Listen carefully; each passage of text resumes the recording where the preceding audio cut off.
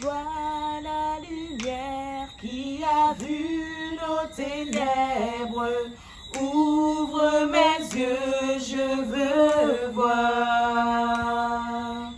Grâce et beauté que mon cœur adore, mon âme aspire après toi. Oui, je te célèbre et je me prosterne. Je veux proclamer ta majesté. En toi tout n'est que grâce, tout est admirable. Dieu, tu es si grand et bon pour moi.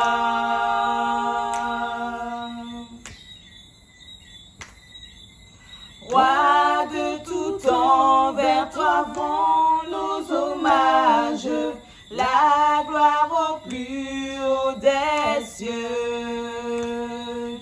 Sur cette terre, tu t'es fait misérable, humble et petit par amour. Oui, je te célèbre et je me prosterne. Je veux proclamer ta majesté. En toi tout n'est que grâce, tout est admirable. Dieu, tu es si grand et bon pour moi. Je ne saurais jamais le prix de tout ce que tu as subi. Je ne saurais jamais le prix de tout ce que tu as subi.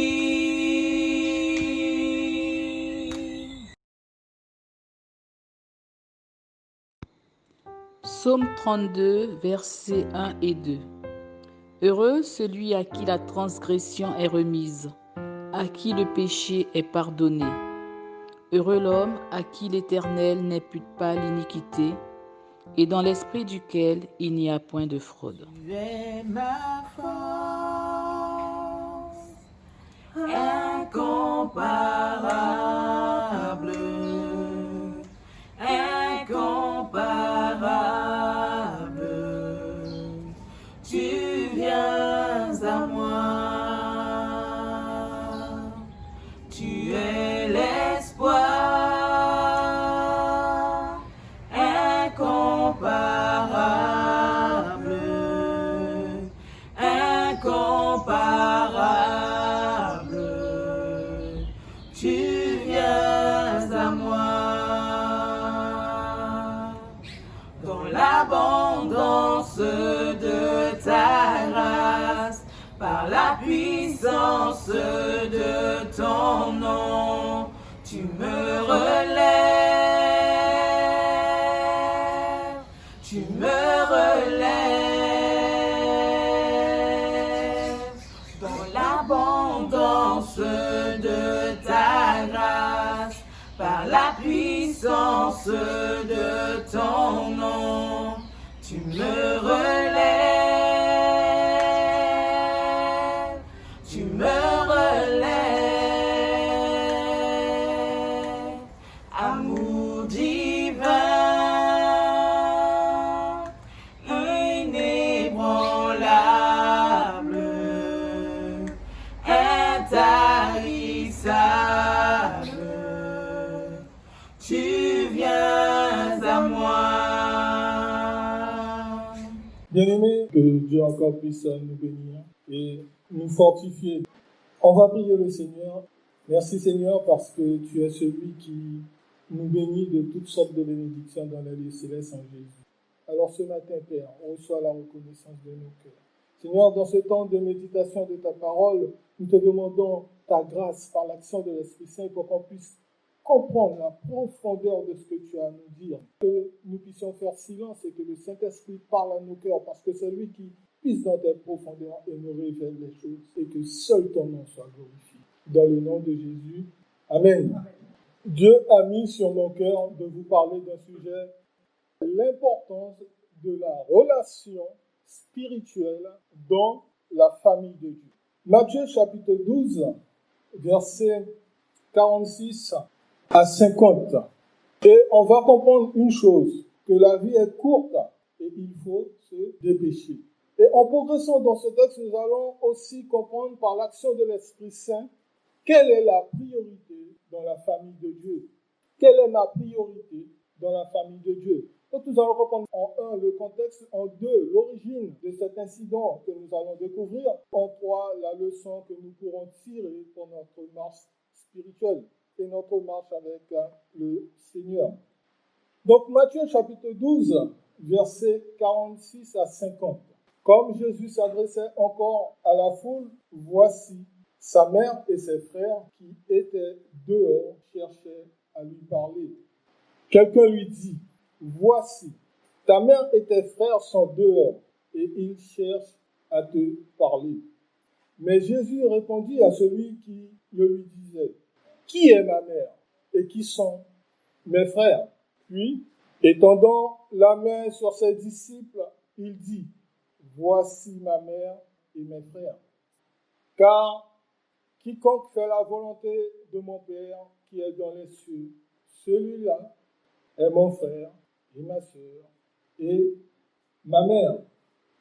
Que l'Éternel puisse bénir sa parole. Bien-aimés, cet événement nous est rapporté dans 2 autres évangiles. L'évangile de Marc au chapitre 3, versets 31 à 35, et également dans l'évangile de Luc au verset 19 à 21. Luc place cet incident juste après la parabole de la lampe. Mais ce qui nous permet de comprendre ce texte, c'est Marc. Lui, il va nous permettre de comprendre le contexte et aller en profondeur et comprendre l'origine du récit. Dans ce texte, nous avons plusieurs personnages. Et le premier, c'est Matthieu. Matthieu est un publicain ou un péager, celui qui récolte les impôts. L'histoire de Zachée nous parle. Zachée reconnaît qu'il avait fait fortune sur la tête de la population. Et Matthieu va devenir l'un des 12 disciples. Et lui, maintenant, il deviendra un témoin oculaire. Et voici ce qu'il nous dit au verset 46. L'entretien avec la foule dure longtemps. Comme Jésus s'adressait encore, c'est ce mot-là qui nous fait comprendre que ça a duré. On ne sait pas combien d'heures ça a duré, mais ça a duré. C'est la première précision que nous avons. La deuxième précision que nous avons, c'est l'attente est très longue. Et ce qu'il va nous dire, voici sa mère et ses frères qui étaient dehors. Dans quelles conditions la mère et les frères de Jésus étaient à l'extérieur, sous la pluie, mouillés, ou sous le soleil, en sueur? Le texte ne nous dit rien de tout cela. Mais la seule chose qu'on sait, qu'ils étaient dehors. Puis le narrateur continue au verset 47. Finalement, l'information arrive jusqu'à lui. Quelqu'un lui dit, voici, ta mère et tes frères sont dehors et ils cherchent à te parler. Cela nous montre à quel point le lieu était rempli de monde. Cet inconnu qui parlait à Jésus s'attendait sans nul doute à avoir une autre réponse, une autre réaction. Mais Jésus répondit à celui qui le lui disait, qui est ma mère et qui sont mes frères. Et je me suis posé la question, et je vous la pose ce matin, qui parmi nous s'est déjà posé une telle question? Et quelle a été notre réponse? Sur le plan humain, nous pouvons rapidement répondre à cette question pour certains d'entre nous, parce que parfois c'est plus compliqué. Mais pour la majorité des êtres humains, on peut répondre rapidement à cette question. Mais bien aimé, il n'est pas aisé et facile de répondre à cette question sur le plan spirituel. Ça sera trop long de rentrer dans les détails ce matin. Mais sachez tous, au départ, nous sommes tous créatures du Seigneur. Donc, aller définir maintenant que je suis enfant de Dieu, ça demande beaucoup de réflexion. Et nous revenons dans notre texte. Mais pourquoi une telle réponse? Rappelez-vous qu'une grande foule suivait Jésus. Et Marc chapitre 3, qui nous dit, Jésus entra dans la synagogue. Il s'y trouvait un homme qui avait la main sèche. Verset 2. Ils observaient Jésus pour voir s'il le guérirait. Le jour du sabbat. C'était afin de pouvoir l'accuser. Alors, promenant les regards sur eux avec indignation et en même temps affligé de l'endurcissement de leur cœur, il dit à l'homme, étends ta main. Il l'étendit et sa main fut guérie. Mais ce qui nous intéresse, c'est le verset 6. Les pharisiens sortirent et aussitôt, ils se consultèrent avec les Hérodiens sur le moyen de le faire périr. Jésus fait un miracle. Automatiquement, l'ordre religieux et public est bouleversé. C'est un jour de sabbat. Il fait du bien. Et les Hérodiens, si on peut dire, c'est le parti du gouvernement, parce que c'est le parti d'Hérode. Ils sont bouleversés et ils vont chercher le moyen de faire périr Jésus. Au verset 7, Jésus se retira vers la mer avec ses disciples. Une grande multitude le suivit de la Galilée et de la Judée et de Jérusalem et de l'Idumée et au-delà du Jourdain et des environs de Tyr, de Sidon. Une grande multitude, apprenant tout ce qu'il faisait, vint à lui. Quand Jésus se déplaçait, la foule le suivait. Ça veut dire que, on nous dit bien, une grande foule apprenant tout ce qu'il faisait vint à lui. Ça veut dire que la popularité de Jésus devenait de plus en plus grande et connue. Donc tout le monde sortait un peu de partout pour venir et cela bouleversait la sérénité de la vie. La suite de la lecture nous montre le monde des ténèbres était aussi bouleversé. Au verset 11, les esprits impurs, quand ils le voyaient, se prosternaient devant lui et s'écriaient, « Tu es le Fils de Dieu. » Mais il leur recommandait très sévèrement de ne pas le faire connaître. Bien-aimé, la vie, elle est courte. Il faut se dépêcher. Et au verset 13 de Marc, nous montre comment Jésus, lui, il se dépêchait. Il monta ensuite sur la montagne, premièrement. Il appela ceux qu'il voulut et il vint auprès de lui. Il établit les 12 pour les avoir avec lui et pour les envoyer prêcher avec le pouvoir de chasser les démons. Jésus avait l'habitude de se réveiller très tôt le matin. Il partait souvent en prière, très tôt. Donc on voit que dès qu'il se déplace, la foule est là, mais il faut trouver du temps aussi pour structurer les choses. Et Jésus aussi troublait l'habitude familiale. Au verset 20, il se rendit à la maison et la foule s'assembla de nouveau en sorte qu'ils ne pouvaient pas même prendre leur repas. On a vu comment Jésus, dans son cheminement, bouleversait l'ordre à chaque fois qu'il arrivait. Mais là, il va bouleverser maintenant l'ordre de la famille. Ses frères et sa mère étaient à l'extérieur. Et c'est là que nous découvrons que Jésus était à l'intérieur et qu'il n'y avait pas de place pour que la famille puisse entrer. L'ordre familial est bouleversé. Alors la famille va réagir. Au verset 21, les parents de Jésus ayant appris ce qui se passait, vinrent pour quoi? Pour se saisir de lui. Car il disait, il est hors de sens. Ça veut dire qu'il a perdu son bon sens. C'est pas possible que mon fils puisse maintenant faire ça. Il a pris une autre direction. Maintenant, il faut le ramener dans le bon sens, dans le droit chemin. Et n'oubliez pas, celle qui était sa mère, c'est Marie. L'importance de la relation spirituelle dans la famille de Dieu. Comme je vous l'ai déjà dit à plusieurs reprises, alors Jésus réagit à cette situation. Et c'est pour cela, on revient dans Matthieu 12, il dit, puis étendant la main sur ses disciples, il dit, voici ma mère et mes frères. Pourquoi il le dit? Ce n'est pas pour renier sa mère et ses frères. C'est que spirituellement, ils ne sont pas sur la même longueur d'onde. Jésus est en mission et la mission, le temps le presse. Mais sa famille n'est pas en même phase avec lui. Ils ne sont pas connectés. Ils ne regardent pas le même film. Et de même, Jésus va continuer à bouleverser la nation juive tout entière. Et quand on lit, je vous laisse le soin de lire un peu plus haut, mais je prends juste le verset 42 de Jean chapitre 6, au verset 42, les Juifs vont dire, et il disait, n'est-ce pas Jésus le fils de Joseph, celui dont nous connaissons le Père et la Mère? Comment donc peut-il dire, je suis descendu du ciel? Là, c'est la totale. On connaît son père, on connaît sa mère, mais lui, il dit, il vient du ciel. Marie et sa famille ont du mal à comprendre la mission du Seigneur.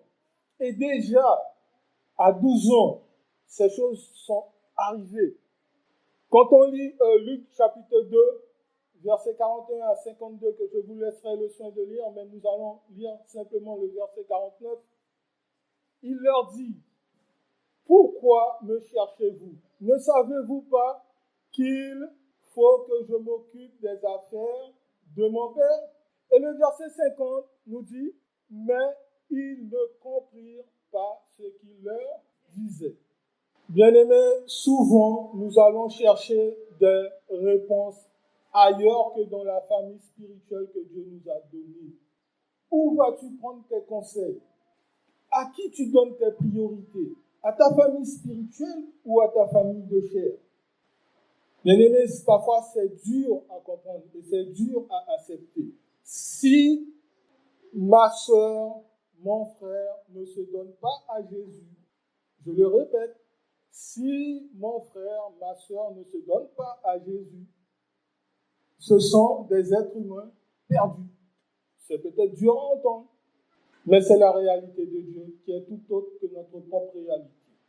Et souvent, on dénigre notre famille spirituelle pour notre famille de chair. Il ne faut pas abandonner la famille de chair. Ce n'est pas là mon propos ce matin. Mais il faut reconsidérer nos priorités. Notre priorité, c'est que tout homme soit sauvé. Tu vas trop souvent à l'église. Tu es trop souvent avec elle. Qu'est-ce que tu fais encore là-bas? J'avais besoin de toi, tu es dans la prière. On n'est pas connecté, on n'est pas sur la même longueur d'onde. Quand on est à Dieu, on dérange. Mais est-ce que moi je dérange? C'est la question qu'on doit se poser. Bien-aimés, dans la famille que Jésus nous présente, la relation spirituelle est très importante, voire primordiale, pour faire la volonté du Père. Car c'est ce qu'il va dire au verset 50 de Matthieu 12. Car quiconque fait la volonté de mon Père qui est dans les cieux, celui-là est mon frère et ma sœur et ma mère. Voilà la différence. Et maintenant la question, juste avant de pouvoir terminer, qu'on peut se poser, et chacun y portera sa propre réponse. Comment considérons-nous cette famille que Jésus nous présente, dans laquelle Jésus nous a permis d'entrer? Est-ce que je me sens bien au sein de cette famille? Est-ce que je me sens aimé au sein de ma famille spirituelle? Est-ce que je me sens uni à ma famille spirituelle? Bien-aimé, la famille spirituelle doit être respectée. Si tu as un différend avec un frère, va le régler. C'est ce que le Seigneur te demande. Parce que si nous ne le donnons pas exemple, rappelez-vous de Job. Job ne savait pas ce qui se passait. Mais le diable, lui, il est en discussion avec Dieu. Il y a des choses que nous ne comprenons pas, bien-aimés. Donc, est-ce que je me sens bien dans cette famille spirituelle que Dieu m'a donnée? Et comment puis-je accomplir la volonté de Dieu au sein de la famille spirituelle. Parce que quand on est dans une famille, chacun a un travail à faire. Chacun doit aider l'autre. On n'est pas pareil. On n'a pas tous le même vécu. Mais ce qui nous rassemble, c'est Jésus. Que tu puisses aller à Londres, n'importe où, dès que ce bien-aimé qui est en face de toi a reçu Jésus dans son cœur, il fait partie de la famille spirituelle. Avec tout ce qui se passe ces jours-ci dans le monde, comment considère-t-on notre famille spirituelle? Et en conclusion, voici ce que Jésus va dire dans Jean chapitre 6, verset 40.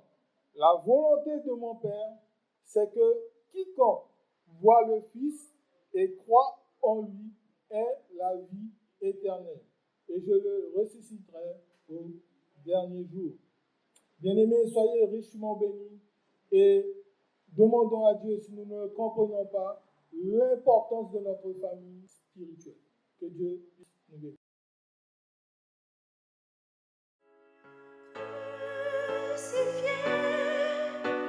Seul abandonné, tu as souffert, méprisé, rejeté, telle une rose foulée sous nos pieds. Tu m'as sauvé, tu m'as aimé, par-dessus tout. Bonjour bien-aimés, que la paix et la grâce de notre Seigneur et Sauveur Jésus-Christ de Nazareth soient sur chacun de nous. Nous allons célébrer la Sainte Seine au repas du Seigneur. Nous voyons comment les chrétiens dans l'Église primitive persévéraient dans l'enseignement des apôtres, dans la communion fraternelle, dans la fraction du pain et dans les prières, selon Acte 2, 42. Et nous voulons, à cet exemple, continuer à persévérer dans cette célébration. Le Seigneur lui-même nous dit « Faites ceci en mémoire de moi ». Les éléments donc constituant la scène ou le repas du Seigneur, le pain symbole du corps de Christ et le vin symbole de son sang, nous interpellent sur sa portée spirituelle dans notre vie de disciple. L'apôtre Paul nous dit dans 1 Corinthiens 10, 17, « Puisqu'il y a un seul pain, nous qui sommes plusieurs, nous formons un seul corps, car nous participons tous à un même pain. » Ce corps qui est l'Église de Dieu, attaché à Christ, qui s'est formé un corps. Selon l'Épître aux Hébreux, chapitre 10, verset 5. C'est pourquoi Christ, entrant dans le monde, dit « Tu n'as voulu ni sacrifice, ni offrande, mais tu m'as formé un corps. » Nous, qui sommes au Seigneur, participons à ce corps et nous faisons effectivement partie de ce corps qui est l'Église. Cette Église sans tache ni ride que Dieu viendra chercher. L'apôtre nous encourage à ce qu'il n'y ait pas de division dans ce corps. 1 Corinthiens 1, verset 10. « Je vous exhorte, frères, par le nom de notre Seigneur Jésus-Christ, à tenir tous un même langage, à ne point avoir de division parmi vous, mais à être parfaitement unis dans un même esprit et dans un même sentiment. » En prenant donc la Sainte Seine, les Corinthiens affirmaient ne former qu'un seul corps, mais leur façon d'agir contredisait leur confession de foi. C'est pour cela l'apôtre exhorte à faire un examen de soi. Selon 2 Corinthiens 13, verset 5, « Examinez-vous vous-même pour savoir si vous êtes dans la foi. Éprouvez-vous vous-même. » Aujourd'hui, nous avons à faire cet examen. Cet examen de chacun peut s'examiner. Cet examen n'a pas pour but de nous abstenir de participer à la table du Seigneur, mais au contraire à y participer tout en réglant ce qu'il y a à régler. nos imperfections, nos péchés récents, nos différends avec un prochain, les fautes du prochain envers nous, les imperfections de l'Église ou les lacunes dans le monde, dans le mode de célébration, ne sont pas des motifs pour s'abstenir de cette célébration. Nous devons donc prendre ces éléments en discernant sans ambiguïté la perfection de l'acte opéré à la croix pour chacun de nous par Dieu à travers son Fils Jésus-Christ. C'est pour cela, encore ce matin, j'invite chacun à participer à cette table en discernant le corps du Seigneur Jésus-Christ, meurtri pour nous, son sang versé pour chacun de nous. Prions, bien-aimés. Père Saint, nous te bénissons parce que c'est toi qui es Dieu et tu fais ce que tu veux quand tu veux. Nous te bénissons, Seigneur, parce que tu as tout accompli à la croix pour nous. Nous te bénissons pour tous ceux qui ont déjà fait la paix avec toi. Nous te bénissons pour ton amour que tu manifestes encore aujourd'hui envers nous, Seigneur. Bénis les cœurs, bénis les pensées, Seigneur, et aide-nous à nous mettre en configuration avec toi, par grâce. Tu nous donnes la possibilité de rentrer dans ton amour encore aujourd'hui. Que seul ton nom soit pleinement glorifié, au nom de ton Fils Jésus-Christ de Nazareth. Amen. Prenons ce pain, symbole du corps de notre Seigneur Jésus-Christ, et ce vin, symbole de son sang qui a coulé sur la croix pour nous. Mangeons et buvons. Que le Seigneur nous garde encore. Bon dimanche et à bientôt. M'a cherché, moins besoin, plus que avant, moins senti, non moins soif, moins besoin, non yon l'autre niveau, moins besoin, non yon l'autre niveau. M'a cherché, moins besoin, plus que avant, moins senti, non moins soif, moins besoin, non yon l'autre niveau, moins besoin, non yon l'autre niveau. Mais moi, Seigneur, m'gon goût pour présence ou, moi ouais gloire ou non yon l'autre niveau, moi ouais gloire ou non yon l'autre niveau.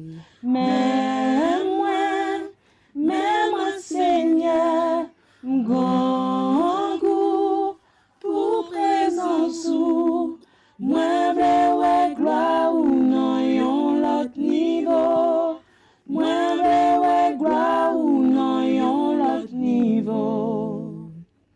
Ma prière pour gloire ou, ma prière, elle est pour gloire ou, ma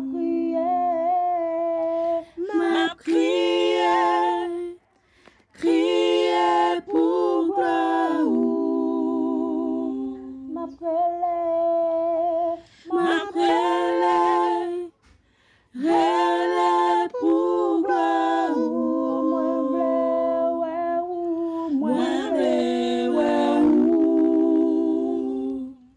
non yon l'autre niveau. Moi vle ou, non yon l'autre niveau. Moi vle ou, non yon l'autre niveau.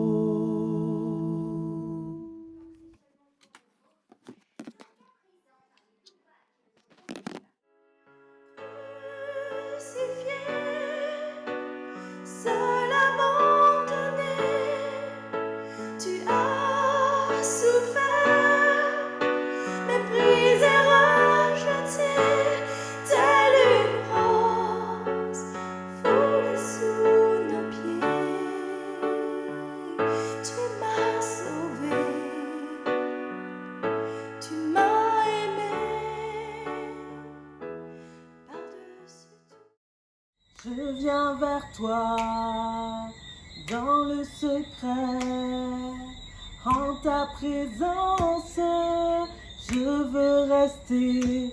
Tu es, tu seras toujours là. Tout contre toi, près de ton cœur, je peux entendre ta voix, Seigneur. Tu es, tu seras toujours là. Ébloui devant toi, Éternel, ébahi par l'amour de ton ciel. Je suis là à tes pieds, je viens t'adorer, je désire habiter près de toi.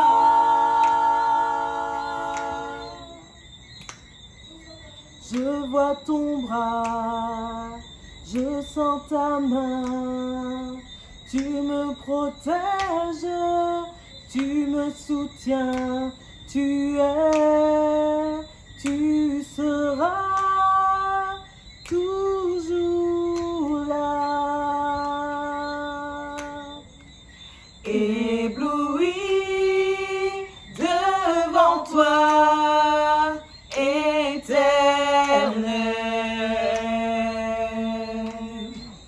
ébahi par l'amour de ton ciel. Je suis là à tes pieds, je viens t'adorer, je désire habiter près de toi.